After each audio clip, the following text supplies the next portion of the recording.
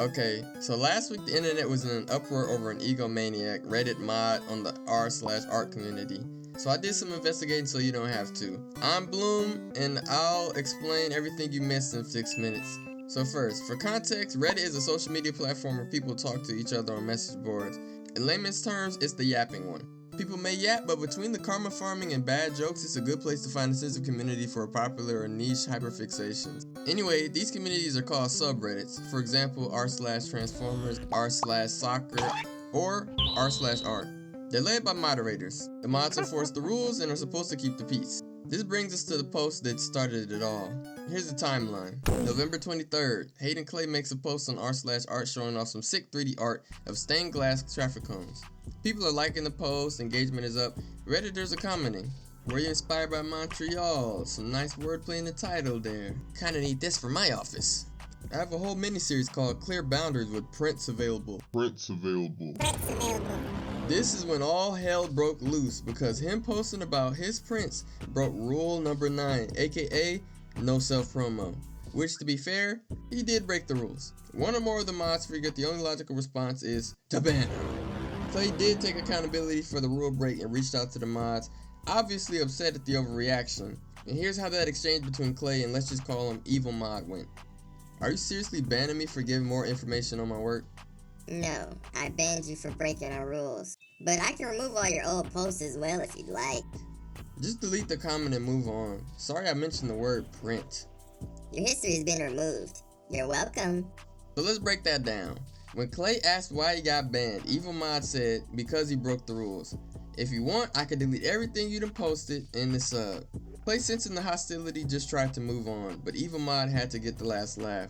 Proceeds to delete all of Clay's post history after he was already banned. I get taking the post down, but outright banning them was a bit too far. Clay ended up trying to appeal his ban, but Reddit upheld it, siding with the mod. November 24th.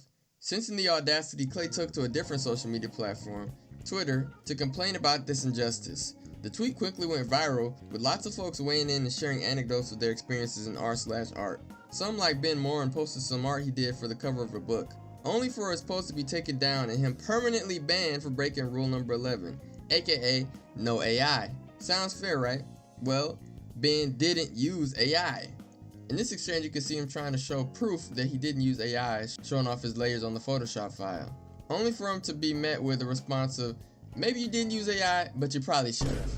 Now, I don't believe we know if this was Evil Mod or just another random mod, but point is this behavior is only going to create a toxic environment. If people are getting permanently banned for breaking the rules, and people are getting permanently banned when they don't even break the rules, it's only going to be a toxic environment.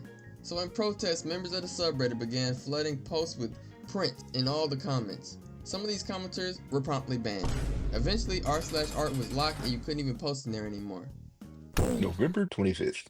Clay's account is banned site-wide 3 days for harassment because of its initial exchange with Evil Mod. I'll let you be the judge of if this is harassment. November 26th. r/art is opened back up so people can finally post again. Members start immediately commenting print and flaming the Evil Mod. The subreddit is promptly locked again a few hours later. Then the even more infamous post, artmodbot 2_0, quote, "we out," end quote. And then he has the bot post, "you win, we all resign," followed by all 14 mods of r/art resigning. But the plot thickens. Actually, it turns out all the mods didn't resign. They got removed by the head mod, aka Evil Mod. After moving all the mods to the community, he removed himself and left the subreddit without moderators in the meantime.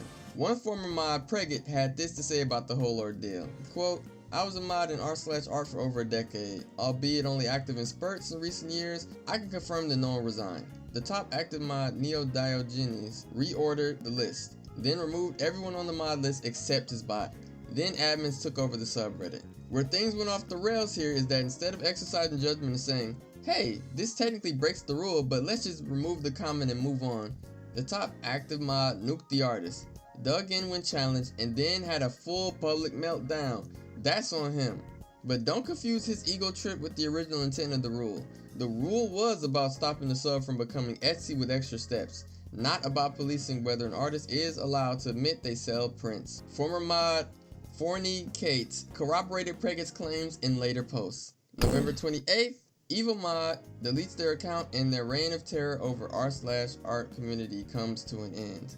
This takes us to December 2nd. where recently r/art has a new mod team. 20 new mods, they're undoing hundreds of bans, trying to clean house and get things back in order. Community still in restricted access for now, but hopefully nothing like this ever happens again. Well, there you have it. The whole history of this art drama explained in like 5 minutes or less. Shout out Volpius Raccoon for a full timeline that made painting an accurate picture more easy. They had links to tweets, screenshots, previous posts, quotes from people. This video wouldn't have been possible without them. Oh, I've been Bloom. Deuces.